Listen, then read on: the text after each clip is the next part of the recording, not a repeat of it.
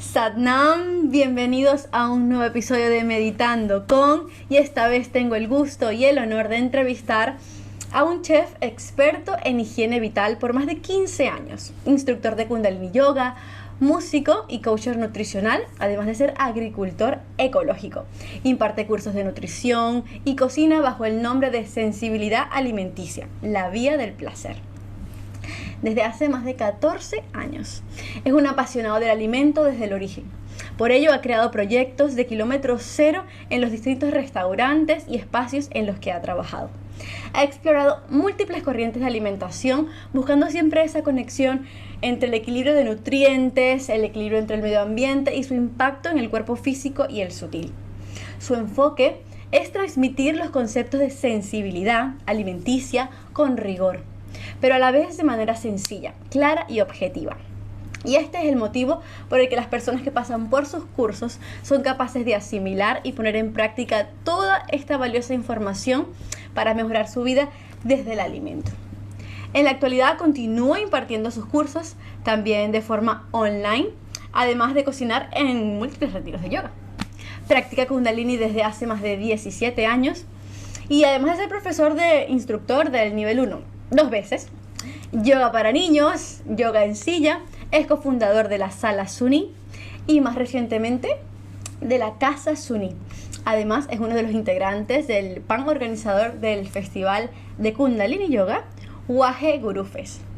Así que sin más, bienvenido Javier Luque.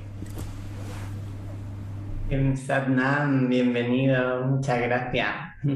Muchísimas gracias a ti por aceptar la invitación, porque sabemos que, bueno, yo no sé si son todos los profesores de Kundalini, pero la mayoría tienen una agenda bastante apretada todo el tiempo y encontrar un poquito con ustedes es bastante difícil. Así que muchas gracias. Muy agradecido también por la oportunidad que nos brindáis. Muchísimas gracias a ustedes y a ti en este caso. Ahora, hay una pregunta que a mí me encanta empezar porque siento que cuando el Kundalini llega a tu vida suele ser por algo, un llamado, no sé. ¿Cómo descubrió Javier Luca el Kundalini Yoga? Bueno, realmente en mi caso no vino el yoga antes, sino vino la alimentación, ¿no? Fue como desde un momento traumático a nivel emocional que fue como una de estas crisis existenciales que te desmontan todos los cimientos, ¿no? de la realidad que tienes construida y realmente pues me di cuenta, ¿no? de que realmente todo aquello que había aprendido estaba muy condicionado por muchos aspectos sociales, culturales, y mi cambio fuerte vino a través de la alimentación, ¿no? De darme cuenta cómo la forma en la que me alimentaba estaba tan alejada de las necesidades reales de un ser humano. Y eso me hizo ya como romper el velo o sea, como ser capaz de abrirme a aprender cosas nuevas. Y entonces ahí me abría el mundo del yoga. ¿Y qué ocurrió? Pues que comencé a practicarlo pues, en Hatha Vinyasa, que podía ir a Marbella, que es una localidad que está cerca de donde yo vivo. Y empecé pues con Hatha Vinyasa, probé también un poco de Qigong, pero llegué por casualidades a una profe que vive acá en Coín, en mi localidad, de Kundalini Yoga, Matricia, y con esta persona pues descubrí Kundalini Yoga y practicándolo pues realmente como que me vinieron sensaciones. Muchas veces nos ocurre a muchos, ¿no? Que en las primeras clases de Kundalini Yoga sienten movimientos energéticos sorprendentes, ¿no? Y entonces recuerdo en una práctica que tuve sensaciones físicas muy extrañas de movimiento energético, y yo soy bastante tierra, que no soy así de sentir mucha cosa, y entonces ahí dije como, ¡guau! Esto es yoga, ¿no? Yo que trataba como de descubrir lo que el yoga era, y entonces pues a partir de ahí comencé con mi práctica y con esta profesora, que además pues fue maravilloso porque hacía retiros en su espacio, y en estos retiros era como un mini festival, así tipo Festival de Francia, reducido e íntimo, y realmente pues ahí pude como descubrir todas las facetas de Kundalini Yoga. Wow, qué bonito cuando se tiene la oportunidad de vivir esas experiencias tan profundas que te hacen no solamente engancharte a la práctica, sino que continúes y luego termines siendo ya casi impartiéndolo y difundiéndolo como lo haces. Em, claro, tú conociste la alimentación primero y a raíz digamos, la limpieza que te hizo la alimentación, te abriste al mundo del yoga. Eso es algo nuevo que no había escuchado. Ahora, una vez conociste la alimentación, llegó el Kundalini Yoga, ¿qué aspectos de tu vida sientes tú que se vieron más transformados con la práctica? Claro, lo que me brindó Kundalini Yoga es tener como una herramienta energética súper amplia, profunda, ¿no? Porque todas sus facetas como que realmente tiene una gran profundidad, ¿no? Desde el análisis del mantra, la meditación, las pautas físicas, ¿no? Que te recomienda. Al fin y al cabo es un compendio de tecnología ayurvédica, budista, ¿no? Es como, es muy profunda en sí misma, ¿no? Entonces realmente lo que primero me llamó el gusanillo, ¿no? De, pues esto, ¿no? De la práctica, de ir comprendiendo un poco cómo a través del trabajo físico trabajas en las emociones. Entonces a mí eso es una de las cosas que más me llamó la atención, de cómo cuando, por ejemplo, haces un kriya que va destinado a la energía vital, pues, por ejemplo, trabaja muchísimo la zona de los cuádriceps y abdomen, que al fin y al cabo está relacionado con un primer paso hacia cualquier cosa, ¿no? Entonces, como que fortalecer esas áreas emocionalmente te preparan para el primer paso hacia cualquier propósito que tengas. Entonces, eso es lo que más me llamó la atención. Claro, la formación en mi caso llegó mucho más tarde, porque en esos años solo estaba posible hacerla en Madrid o en Barcelona.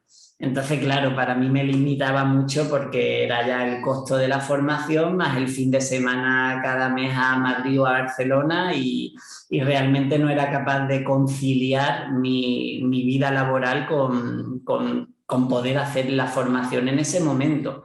Hasta que no llegó a Málaga no pude cursarla, ¿no? Entonces, claro, en la formación es cuando uno entra en detalle realmente sobre las diferentes técnicas y tecnologías que están dentro de Kundalini Yoga, ¿no? Y sí, el Kundalini Yoga es como un smoothie. Tiene un montón de cosas que lo hacen súper potente, porque justo antes del Kundalini Yoga, por ejemplo, en el caso de nosotros, practicábamos vinyasa, sabíamos algo de pranayama, pero sabes, tienes como muchas cosas sueltas que a veces es difícil sin el conocimiento de colocarlo en una sola sesión para ti, además sin profe ni nada, tú aquí en tu casa. Entonces, claro, Kundalini Yoga es increíble, de verdad. Yo lo amo. Yo siempre que hablo, yo conozco mucha gente que no practica yoga ni meditación y cuando yo estoy hablando me miran así como, ¿qué le pasa a esta? Porque yo siempre estoy así súper intensa, emocionada. Practíquenlo, háganlo, esto va a cambiar su vida. Sí. Pero sí, qué bonito, la verdad, me encanta. Me encanta lo que el Kundalini Yoga hace. Bueno, el yoga en general, ¿no? Pero bueno, en tu caso y en el caso de muchos, el Kundalini Yoga. Ahora, si tuvieras que explicarle a una persona que no tiene ni idea de nutrición, ni ayurveda, ni yoga, ni nada. O sea, es una persona, vamos a decirlo normal, por llamarlo normal, ¿no? Todos somos normales, ¿no? Pero digamos que vive una vida bastante desconectado. ¿Cómo le explicarías lo que es la sensibilidad alimentaria o alimenticia? Bueno, en ese caso lo tengo muy sencillo, ¿no? Porque realmente yo partí del lado opuesto, ¿no? Yo he sido una persona que, para que te hagas una idea, yo probé alimentos como los dátiles o la miel a los 18 años, porque no me llamaba nada la atención esas cosas naturales, ¿no? Estaba tan habituado a incluso desayunar, almorzar con Coca-Cola, ¿no? Estaba habituado a comer golosinas de todos los colores. De hecho, yo siempre he sido muy friki para los sabores Y en mi pueblo, por ejemplo, yo sabía en qué kiosco estaban los corazones, una gominola, la que estaba más rica, del mismo tipo, pero tal. Luego bebía una Coca-Cola y si le faltaban 3 meses para caducar, lo notaba en el sabor. Siempre he sido así como muy friki para los sabores. Entonces a mí me ocurrió que yo comía muy inconscientemente, desde el placer siempre, ¿no? Porque he visto siempre una fuente de placer brutal en la comida, que eso no le pasa a todo el mundo, ¿no? Hay personas que comen porque les da hambre, pero no tienen esa relación. Entonces sí que vi una transformación espectacular en mi vida, en mi cuerpo, desde que partí por solo comer productos que sean 100% naturales, ¿no? Ya con eso fue como un cambio brutal, pero sobre todo es un clic muy pequeño que hace uno mentalmente, porque cuando mi madre me ofrecía un dátil, yo lo miraba y decía, ah, eso parece una cucaracha, ¿no? Era como feo, arrugado, marrón, no tiene ni un brillo comparado con una gominola verde fluorescente con azúcar por encima y un envoltorio diseñado para que haga un sonido determinado, ¿no? Entonces, simplemente el hecho de darte cuenta, ¿no? De que ese alimento lleva existiendo miles de años en el planeta en relación con el ser humano, pues te das cuenta que realmente ya lo pruebas de otra forma, ¿no? Entonces, en el momento en el que uno cambia su mirada hacia algo nuevo y lo ve de una forma diferente, realmente lo aprecias de una forma infinitamente mejor. De ser una cucaracha a ser la golosina prehistórica que ha sido alimento que ha hecho que el ser humano esté donde está gracias a ese tipo de alimentos, ¿no? Y un poco con el yoga y con todo pasa lo mismo. Hay como un peligro que tiene el ser humano que es la razón, ¿no? Siempre creemos que tenemos la razón en todo lo que hacemos, en todo momento, porque eso es lo que nos da coherencia en nuestro día a día. Y luego te pasan años y dices, guau, qué ingenuo era, ¿no? En aquel tiempo que para mí la diversión era salir a emborracharme, por ejemplo, ¿no? Pero hace unos años, pues probablemente era la mejor fuente de diversión, ¿no? Entonces, evidentemente, con la alimentación, con Kundalini Yoga, pues pasa lo mismo, ¿no? Que obviamente tienes que abrirte, ¿no? Porque igualmente cuando uno practica Kundalini Yoga depende de tu mirada hacia la práctica, hacia el acercamiento que haces a ella, también cambia mucho tu percepción. Por ejemplo, cuando yo comencé, para mí los mantras de la era de Acuario era como un tostón, ¿sabes? Era después del sadhana, otra vez este tostón, ¿no? Pero hasta que no le ves el sentido realmente, pues, pero claro, para verle el sentido tienes que continuar. Y para continuar tienes que haber tenido una mirada abierta hacia esa práctica, ¿no? Entonces, bueno, pues un poco lo mismo ocurre con la alimentación y con todo lo que transforme tu vida, ¿no? Que realmente uno tiene que tener esa mirada abierta, ese reconocer que aunque pienses que hoy tienes la razón, pero mañana vas a ver las cosas de otra forma y siempre uno tiene que tener esa mirada abierta para poder transformarte y para poder como abrazar cosas nuevas, porque si no como que te enquistas en un pensamiento, más que en un pensamiento, en una forma de pensar, en una seguridad, ¿no? Y un poco hay que estar abierto a salir de esa zona de confort y experimentar cosas nuevas, ¿no? Ahora, me llama mucho la atención. ¿Qué hizo en tu vida que dieras ese salto a cambiar tu alimentación? O sea, ¿qué fue lo que ocurrió de tomar Coca-Cola a decir, no, ahora quiero hacer esto? ¿Qué pasó?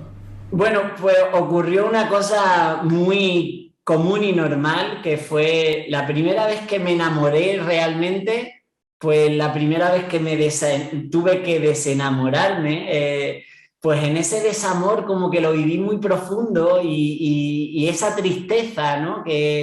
que cavó en mí, ¿no? Pues dejó un hueco para poder rellenar de todo esto, ¿no? Entonces, al tener ese vacío existencial, que realmente es una crisis emocional que te abre a oportunidades de cambio, a potencialidades de cambio, y realmente es lo que me hizo como... Llegué a un principio muy básico, ¿no? Y es que los neurotransmisores, ¿no? Que son esa sustancia química que hay entre neuronas, que son las que establecen que tengas una determinada emoción o sentimiento, ¿no? Pues ocurre que me di cuenta que si como mis neurotransmisores estaban en la tristeza, ¿no? En ese vacío que tenía, pues me di cuenta que nuestro cuerpo se construye con lo que nos alimentamos. Entonces, si cambiaba los ingredientes con los que fabrico mi cuerpo, pues también podría llegar a cambiar esos neurotransmisores. Entonces, a partir de ahí, como que comencé a cambiar mi alimentación a una 100% natural, a empezar a hacer más deporte, como que quise transformar ese sentimiento que perduraba en el tiempo y que realmente pues, me hacía no estar feliz ni en compañía de amigos, o sea, estaba vacío, ¿no? Entonces realmente esa crisis emocional me permitió hacer un cambio cuántico en mi vida, ¿no? Fue como empezar a tirar de la cuerda y no parar, ¿no? Bueno, a veces nuestros maestros son quienes menos lo pensamos, la verdad. La vida es bastante... Cuando lo vemos en, en retrospectiva, ya uno lo entiende, ¿no? En el momento es bastante complicado, ¿no? Cuando vives crisis, cualquier tipo de, digamos, momentos de depresión o de tristeza profunda, pero la verdad es, hay una frase muy buena que dice justo antes del amanecer está como el momento más oscuro. Y es como también las fases del duelo, ¿no? Que también, si es un duelo fuerte, que bueno, depende de a qué persona, pues a lo mejor no todos los desenamoramientos son iguales y realmente pues también a mí eso me caló muchísimo también a la hora de afrontar mis relaciones de pareja en futuro, ¿sabes? Como me dio un aprendizaje brutal, que evidentemente cuando estamos en ese drama es como que no le ven nada positivo, pero después agradeces infinitamente esas circunstancias que se dieron. Sí, totalmente. Ahora, si yo quisiera empezar a transformar mi alimentación y comenzar con esta más sensible, ¿por dónde crees tú que sería el mejor lugar para empezar? El primer paso, que lo veo como esencial, es como quitar de tu alimentación todo aquello que no pudieses encontrar en el planeta Tierra hace 200 años o 300 años. Eso, ahora, por ejemplo, muy sencillo, muy sencillo. Hace 200 o 300 años no existía la leche pasteurizada. Pues entonces, si voy a comer un queso, que sea de leche cruda. ¿Vale? Hace 200, 300 años, un yogur era leche con los fermentos lácticos. Si voy a tomar un yogur, que no sea un yogur azucarado, que sea un yogur que lo puedo endulzar con miel cruda, que también existía hace 200 años. Entonces, esto ya hace una criba. Por ejemplo, si consumes productos animales, pues hace 200 años no existían los piensos compuestos. Pues entonces, si voy a comer un animal, tiene que ser un animal de ganadería extensiva. Hace 200 años no existían los aditivos, azúcares, conservantes, que los conservantes son bactericidas. La acción de las bacterias son las que descomponen los alimentos. Entonces, cuando le añades un bactericida a un producto, se convierte en un conservante. ¿Qué ocurre? Que un bactericida en tu flora bacteriana es un desastre. Entonces, eso ya es una forma como de echarle un vistazo a qué compone tu alimentación del día a día y cómo eliminar muchos alimentos que ahora mismo somos un experimento. Es como hay los alimentos que existían en el planeta hasta hace 200 años, eran los alimentos que han existido por miles de años. Pero ahora en cuestión de unas 2 generaciones, pues tenemos como alimentos que no han existido. Antes si te comías un salmón hace 200 años, no era de piscifactoría y con colorantes para que se ponga roja su carne. Entonces es como la alimentación que tenemos a día de hoy es muy artificial y eso es como una forma de ser capaces de hacer una criba. Entonces con esa criba ya comienzas a cambiar los alimentos, ¿vale? Eso ya es como un primer paso. Y luego para mí la clave de la alimentación son como tres reglas que hacen como una ley de la nutrición, ¿vale? No es una teoría, sería una ley, porque en el momento en el que uno expone esas 3 reglas, todo el mundo está de acuerdo en ellas, ¿vale? La primera de esas reglas es que la alimentación ideal de un ser humano debe nutrir, o sea, debe suplir todas las necesidades nutricionales, ¿no? Eso lo puedes conseguir de diferentes formas, no tienes por qué ser comiendo esto o no comiendo lo otro, sino que puedes ser vegano y suplir todos tus requerimientos alimenticios, pero también puedes comer de todo, ¿sabes? Puedes como... Lo primero es que supla todas las necesidades nutricionales. La segunda regla fundamental es que una alimentación debe limpiar más que ensuciar, porque si no vas como generando una deuda de limpieza con tu organismo. Entonces realmente tus órganos de eliminación tienen una capacidad determinada y en el momento en que tú los vas sobrepasando cada día, pues realmente tienes como esa deuda de limpieza con tu organismo. Y luego hay una tercera regla que es fundamental, que no todo el mundo observa, pero en los tiempos que estamos cada vez se hace más necesaria, y es que la forma en la que te alimentes esté en equilibrio con el medio ambiente. Es fundamental. De hecho, las culturas que han habido en el planeta a lo largo de la historia de la humanidad han generado su forma de alimentarse en cuanto a estas reglas.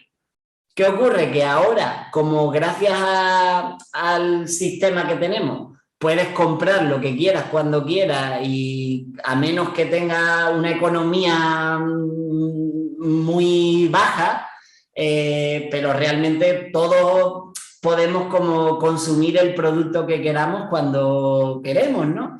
Entonces, esto distorsiona mucho la capacidad que tiene el planeta para producir alimentos. Entonces, realmente esto también como que no nos permite ver cuál alimento podemos consumir más y cuál menos, ¿no? Porque realmente el 20% de la humanidad, que somos las personas que tenemos la suerte de vivir en los países ricos, pues realmente solo ese 20% estamos consumiendo el 80% de los recursos del planeta y la alimentación es uno de los procesos más explotadores del medio ambiente que existen, ¿no? Sí, sí, además vivimos momentos en los que inclusive el desperdicio se produce muchísimo para muchísima gente, pero también se desperdicia muchísima comida. Ahora me has dejado pensando con esas leyes y además con lo que me comentas de los 200 años, porque yo tengo una duda. Por ejemplo, la harina de trigo, si es integral, sí es apta. Tengo una lista. Bueno, cuando hablas con la harina de trigo tienes que tener presente que hay muchas variedades de trigo. De hecho, hay una pérdida de biodiversidad brutal de los últimos 80 años para acá. Entonces, cuando hablamos de trigo, hablamos de una familia muy grande de cereales, ¿vale? Evidentemente, la espelta mejor que el trigo, la escaña mejor que la espelta y el trigo de los faraones mejor que la escaña. Por un motivo genético, pero evidentemente cuando hablamos de trigo hay que tener presente lo siguiente. Cuando hablamos de un alimento tenemos que ver que incurrimos en un problema cuando incurrimos en un gran abuso de ese alimento. El trigo en sí mismo no es un demonio. Lo que pasa es que vivimos en una sociedad que gracias al cereal pues nos hemos alimentado, ¿no? Entonces con el trigo ocurre en parte lo mismo, que las variedades antiguas de trigo se están perdiendo, porque realmente los campos de cereales llevan muchos años que aquí en España particularmente no son rentables. O sea, la gente de aquí de mi pueblo que tiene tradición agrícola, los que cultivan cereal, los que cultivan trigo, si no es gracias a las subvenciones no les dan los números. Con maquinaria, con tractores y con todo, pero no le dan los números. Entonces esto ha hecho que grandes empresas sean las que tienen las grandes producciones de trigo, por ejemplo. Entonces, ¿qué ocurre? Que han seleccionado las variedades de trigo que más rentables son para ellos.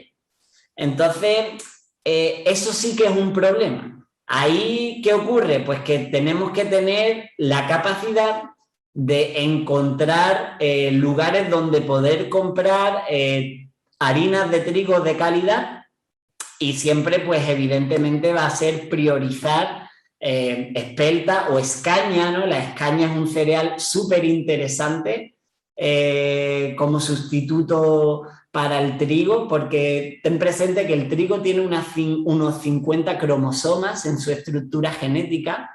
La espelta tiene unos 24 cromosomas en su estructura genética, pero la escaña tiene unos 14 cromosomas en su estructura genética. Con lo cual lo hace mucho más simple, lo hace mucho más digestible, ¿no? Digamos, digerible, y también lo hace mucho más nutritivo. La escaña, para que os hagáis una idea, hubo hace unos años, hace ya yo creo que más de 10 años, se encontraron a un hombre congelado en los Alpes italianos.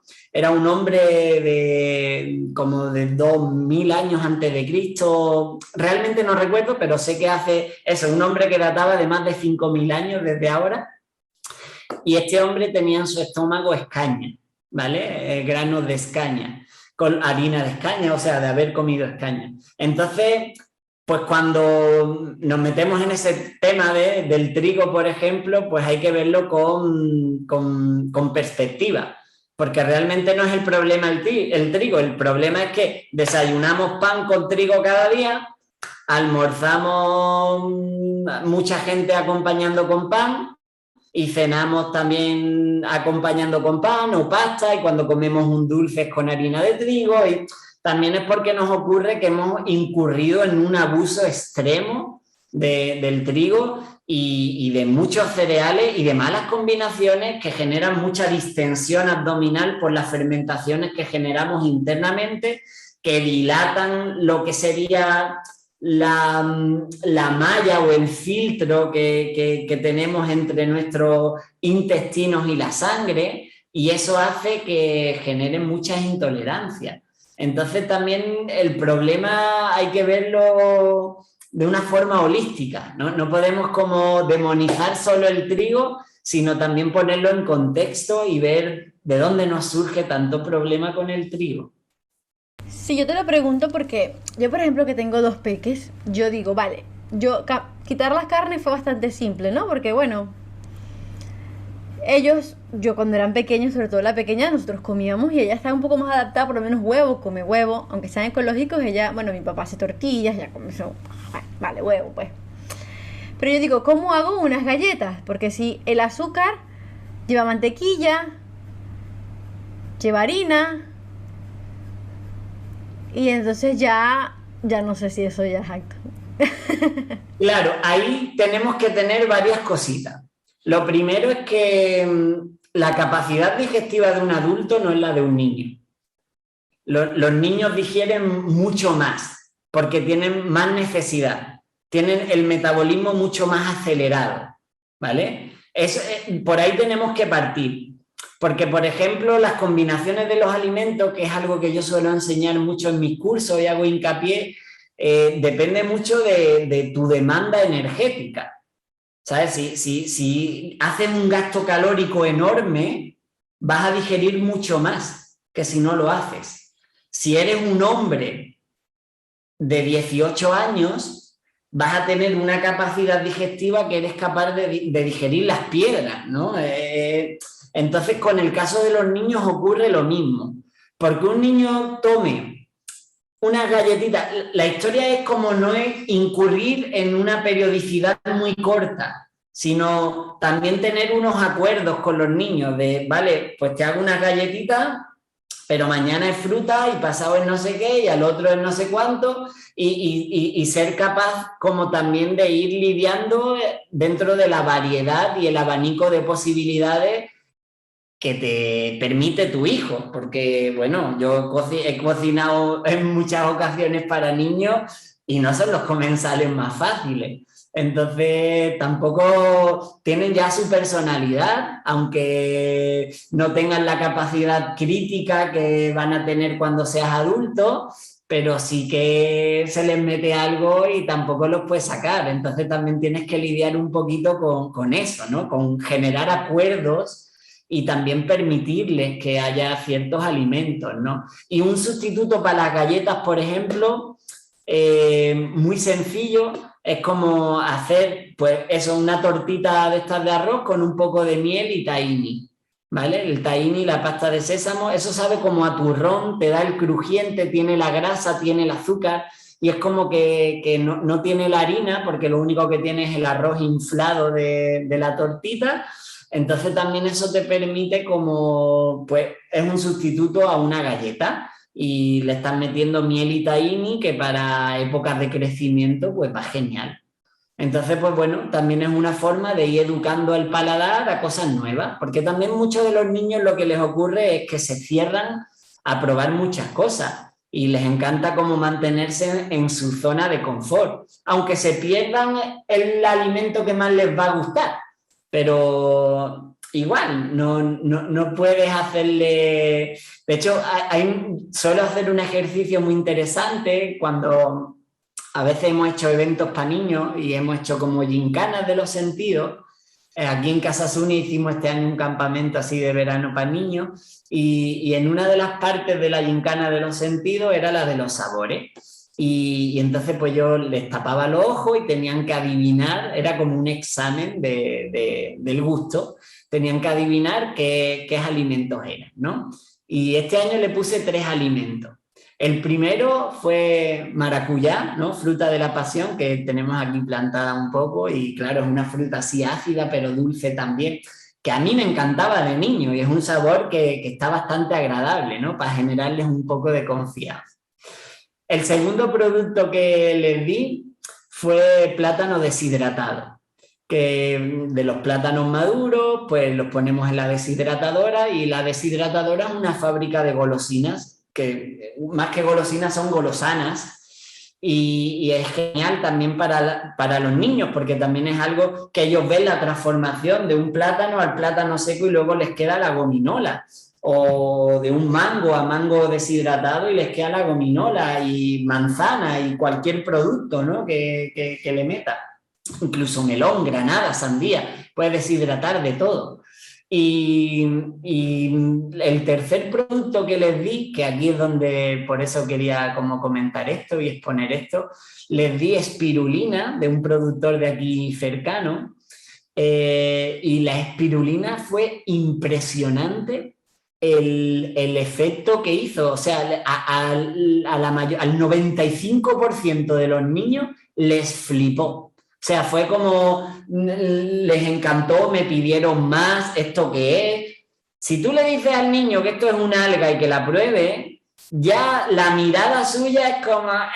Pero claro, yo se lo puse en la mano después del plátano deshidratado, del maracuyá, y le dije, esto está crujiente. Y se lo comieron y les crujía en la boca y tal.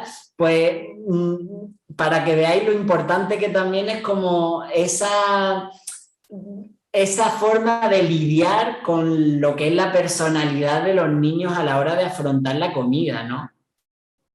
La comida y todo. Claro. Sí, muy buena idea. Mira, hablaste de algo muy interesante, que son la combinación de alimentos. Ese fue uno de los primeros libros que yo me leí al llegar a España. Es más, creo que lo tengo por aquí.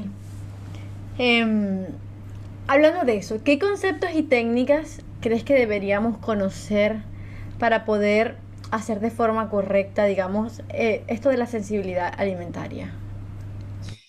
Con respecto a las combinaciones de los alimentos, es una de las claves, ¿no? Porque realmente estamos acostumbrados a que aparezcan alimentos de muy distinta naturaleza en cada plato, en cada comida, y realmente no adquirimos esa sensibilidad alimenticia porque nuestro cuerpo se insensibiliza para no hacernoslo pasar muy mal en cada comida. Es como la garganta de un fumador. Si fumas cada día, pues te vas a poder fumar un cigarro a las 7 de la mañana en ayuno. Ahora, si tú coges tu sadhana y dices, hoy el pranayama es fumarse un cigarro, ¿sabes? Pues matas a todos los yogis, ¿sabes? Porque es que no es posible. Entonces lo mismo nos ocurre con la comida. Nosotros tenemos como una mucosa digestiva y esa mucosa digestiva se densifica o livianiza acorde al trato que tú le das a tu cuerpo. Entonces esto te hace que te hagas insensible a las malas combinaciones porque no hay una buena combinación en tu día a día. Entonces esto también nos ocurre que me encanta cuando hago el curso darles como prácticas a la gente para su casa y una de las prácticas cuando hago las combinaciones es que combinen bien una semana, porque después de una semana combinando bien vas a ser capaz como de sentir una mala combinación en ti y decir, no me daba cuenta que cuando comía este alimento con este, realmente caía tan pesado. Entonces con las combinaciones nos pasa eso, que a nivel gastronómico, cultural, el legado que tenemos es como comida de mientras más mejor, ¿no? Entonces, pues vemos que cualquier producto de la gastronomía tradicional, pues siempre mezcla almidones con proteína. Entonces, esa, por ejemplo, es una de las reglas más a evitar, porque hay reglas más importantes y menos importantes. Pero la regla de la proteína con almidones, que los almidones son hidratos de carbono complejos que, bueno, pues por su naturaleza se digieren con un pH determinado, un tiempo de digestión determinado y luego pues también tiene un ritmo de digestión determinado y la proteína en varios de esos aspectos es antagonista. Entonces realmente pues generan una batalla a nivel intestinal que al final lo que acaba es dando de comer a ciertas bacterias que no son las que deben habitar unos intestinos y colon sanos, que también generan esa distensión abdominal, que te puede derivar a intolerancias alimentarias. Entonces, como también con la alimentación ocurre que el cuerpo humano es un engranaje y en el momento en que te falla una pieza, en el momento en que una digestión te falla en el estómago, los siguientes pasos que necesita pues van a ir ya mal. La combinación de alimentos, claro, eso es todo, aquí está una tabla donde tú puedes saber si almidón con proteína, verdad, porque también están los lácteos, o sea, es bastante, no es complejo, pero tienes que saberlo, ¿no? Para eso está tu curso. Ahora, te quiero hacer una pregunta, algo que está muy de moda, los ayunos. Yo, por ejemplo, ayuno todos los días, pero ¿hay alguna forma en que lo puedas estar haciendo mal? ¿O cómo es Cuando, la manera correcta de hacerlo, mejor dicho? cuando hablamos lo que se denomina el ayuno intermitente, ¿no? Que es un poco a lo que tú te refieres con que ayunas cada día, realmente eso es simplemente darle un descanso, ¿no? De la última comida a la primera del día siguiente. Eso está genial porque te permite como llevar a término cada una de las digestiones que comenzaste el día anterior, ¿vale? Eso para mí es como, ahora se llama ayuno intermitente, pero es hacer un descanso entre comidas. Para mí un ayuno implica como limitar el consumo de alimentos tan drásticamente que comiences como un proceso de autofagia, que también se comienza con la dieta cetogénica, pero bueno, pues en el caso del ayuno lo hace todavía más intenso, ¿no? Entonces con el ayuno sí que hay que tener bastante cuidado, porque, o sea, no el ayuno intermitente o el ayuno de un día. Eso nos viene genial a todo el mundo y nadie va a sufrir por ello. Pero cuando ya hablamos de un ayuno que ya va hacia 2, 3 días o más, entonces sí que se necesita experiencia previa y si no, alguna guía que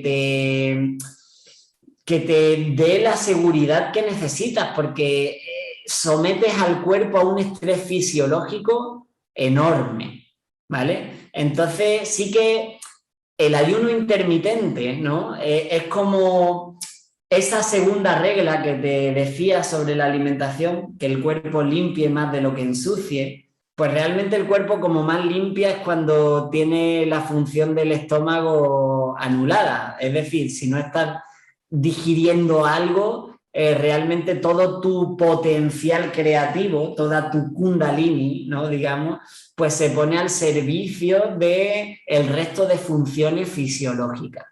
Entonces eso es como base de la alimentación, de la correcta nutrición, porque realmente, y más en el caso de una mujer, porque las mujeres tenéis un cuerpo más complejo que los hombres a nivel fisiológico, entonces tenéis la energía, el potencial creativo lo tenéis repartido en más funciones.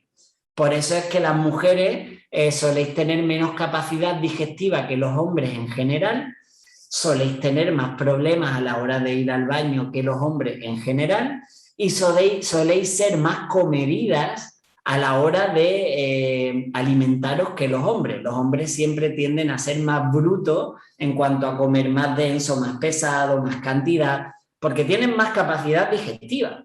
Entonces el ayuno intermitente es algo que te permite como ponerte al día en cuanto a las funciones digestivas y fisiológicas en general. Entonces, esa es como mi recomendación, que no nos tomemos a la ligera un ayuno, no el ayuno intermitente, que ese, pues bueno, pues sí es algo que uno puede experimentar libremente, o un ayuno de un día, pero un ayuno de más días sí que conviene tener en cuenta muchos factores, ¿no? Que hay mucha gente que se tira, pues venga, hago el ayuno del sirope durante 12 días, 11 días, 13 días, tal, pero no somos conscientes del estrés fisiológico al que sometemos a tu glándula tiroides, a diferentes elementos de nuestro cuerpo que ven sus funciones como muy estresadas por la falta de ciertos componentes o elementos. Entonces, con el ayuno para mí es como una remodelación de tu casa o pintar tu casa. Es algo que no puedes hacer cada poco tiempo, sino que es algo que realmente requiere un momento especial con una...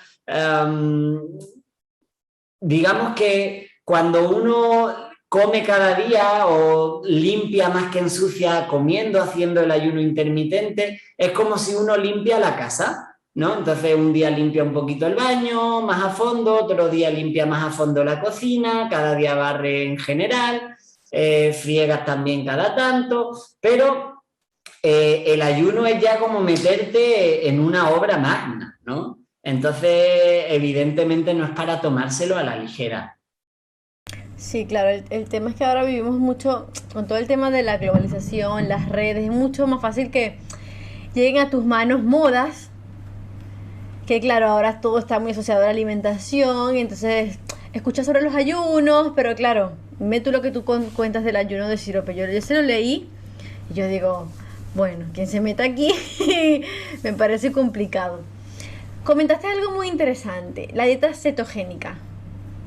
Cuéntanos de qué se trata.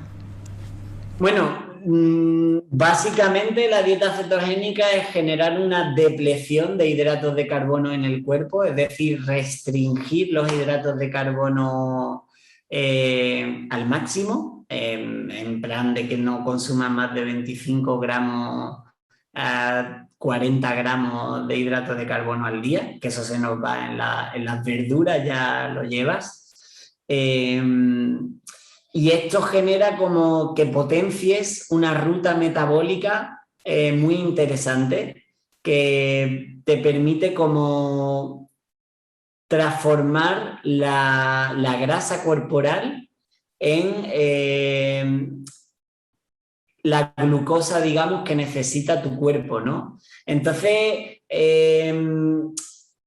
tiene como unas ventajas súper buenas y más en el mundo del vegetarianismo, porque siempre vamos a tope de hidrato de carbono, porque ten en cuenta que una dieta vegetariana es cereal y legumbre sí o sí, fruta sí o sí, entonces realmente es como que te basas en hidrato de carbono siempre. Entonces, ¿qué le ocurre a tu cuerpo? Que pierde la capacidad de oxidar grasas, ¿vale? Entonces, la dieta cetogénica lo que hace es como potenciar la oxidación de las grasas. De hecho, lo más normal es que una persona vegetariana, a menos que haga un ayuno, no activa esta ruta metabólica de la cetosis, ¿no? Porque la cetosis es como los cuerpos cetónicos que se generan en el hígado cuando desaparece todo el hidrato de carbono del cuerpo, ¿no? Porque el cuerpo tiene sus reservas de hidrato de carbono en forma de glucógeno, que tenemos el glucógeno hepático, el glucógeno muscular, y cuando se consume ese glucógeno, pues el cuerpo ya lo que hace es tirar de grasas para cumplir las funciones energéticas del cuerpo, ¿no?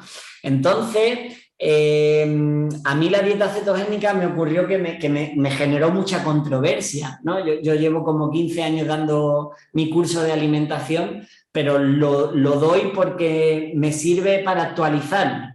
El que yo imparta estas formaciones, pues me hace tener una responsabilidad a la hora de estar siempre al día, porque la alimentación es una ciencia abierta. Hay mucho sensacionalismo en muchas corrientes alimenticias, ¿no? Es que esto es la forma ideal, todo el mundo te lo pinta así, pero realmente cada una de esas vertientes tiene su verdad, ¿no? Entonces, hay personas que tienen problemas patológicos por el simple hecho de no ser capaces de oxidar las grasas adecuadamente. Entonces la dieta cetogénica, desde mi punto de vista, es una herramienta nutricional que bien usada, pues realmente te puede aportar muchos beneficios, porque te ayude a oxidar más adecuadamente las grasas, ganando así la denominada flexibilidad metabólica, que eso es que tu cuerpo tenga flexibilidad a la hora de coger una ruta metabólica u otra. Entonces, es cierto que la dieta cetogénica, como todas las dietas, se pueden hacer bien o mal, ¿vale? Esto también es algo que tiene que quedar muy claro, porque una dieta cetogénica, hay muchos tipos de dieta cetogénica. La dieta Duncan, por ejemplo, era un tipo de dieta cetogénica. Entonces, la dieta cetogénica bien hecha debe de ser muy alta en fibra, alta en grasas de calidad y moderada en proteína. Esos son como los parámetros para tener una dieta bien equilibrada a nivel cetogénico. Y uno puede hacer un choque de cetosis de 5, 6 días, 7 días, simplemente para ganar flexibilidad metabólica. Pero bueno, es algo bastante interesante. A mí, ya te digo, me costó, de hecho, cuando empecé a ver mucho de la dieta cetogénica, lo primero que hice fue buscar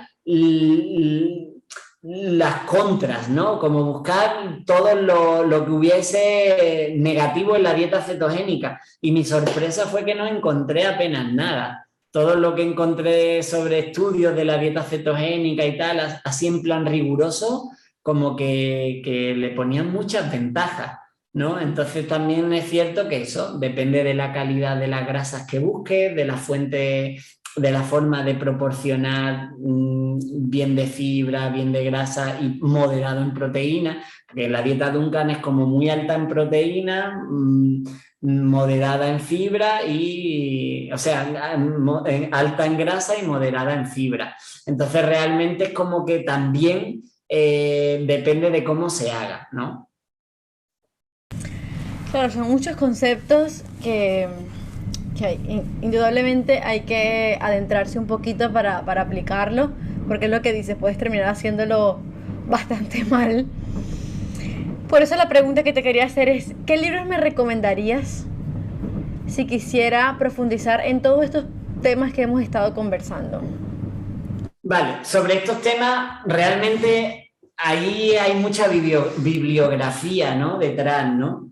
Pero, por ejemplo, uno de mis referentes en la alimentación desde hace mucho tiempo ha sido Carmelo Vizcarra, que es un médico así higienista, súper consolidado, que tiene una clínica de ayunos en Navarra y es un médico así antroposófico también, tiene ahí como mucha profundidad en lo que hace.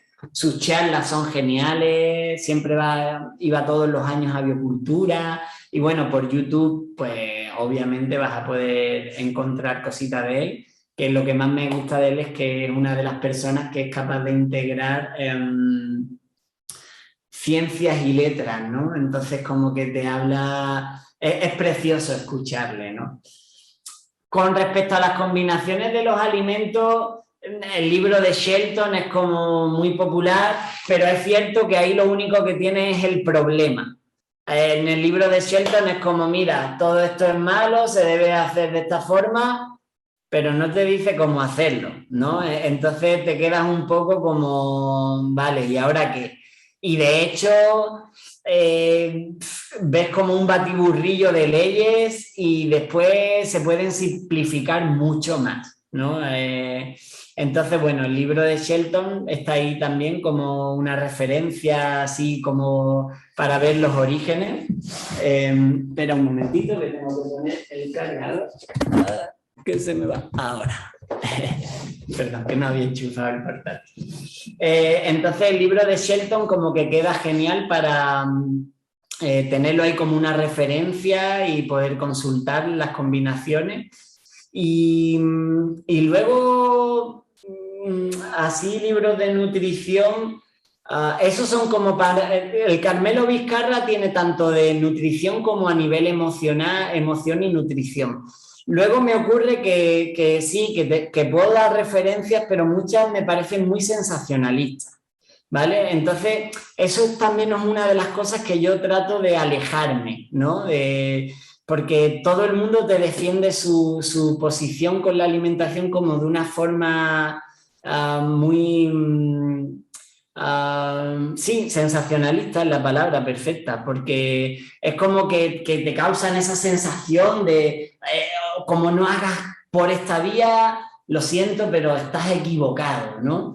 Y ocurre que muchas veces la gente se pierde porque, claro, ves a alguien, algún referente, lo sigue y ves a alguien que te habla de comida crudivegana y es como que es lo máximo.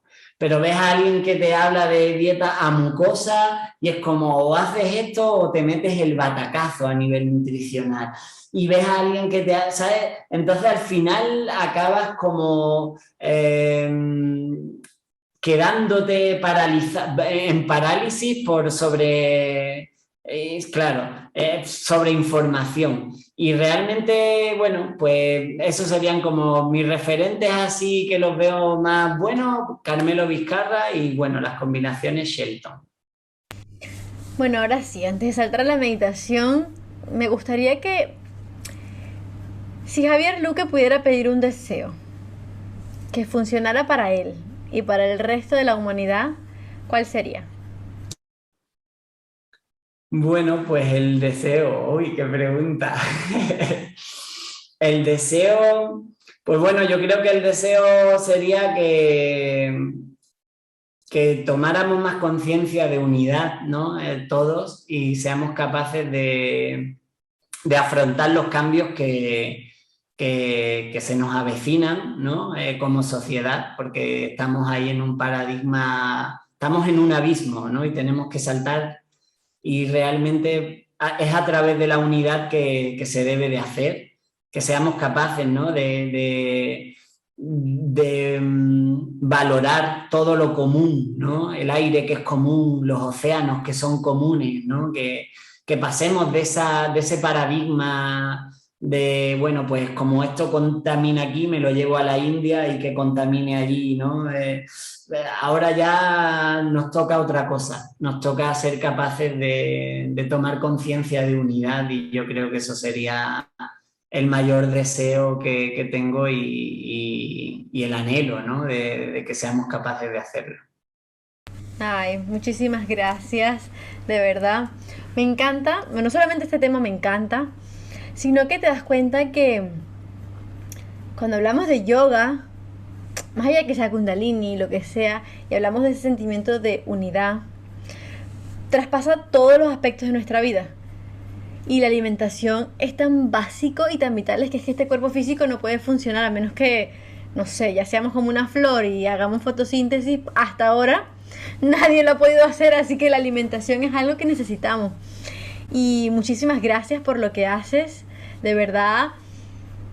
Es increíble que con tu trabajo, con tu experiencia, puedas transmitir todo ese conocimiento tan valioso, ayudar a tantas personas a que tomen conciencia de lo que comen, de lo que compran, del origen, de que todo es una sola cosa y tenemos que intentar de verdad vivir en ese sentimiento de unidad que comentabas. Muchísimas gracias, Javier. Y bueno, ahora sí, ha llegado el momento de la meditación. Mil gracias por tu tiempo, por tu dedicación. Gracias.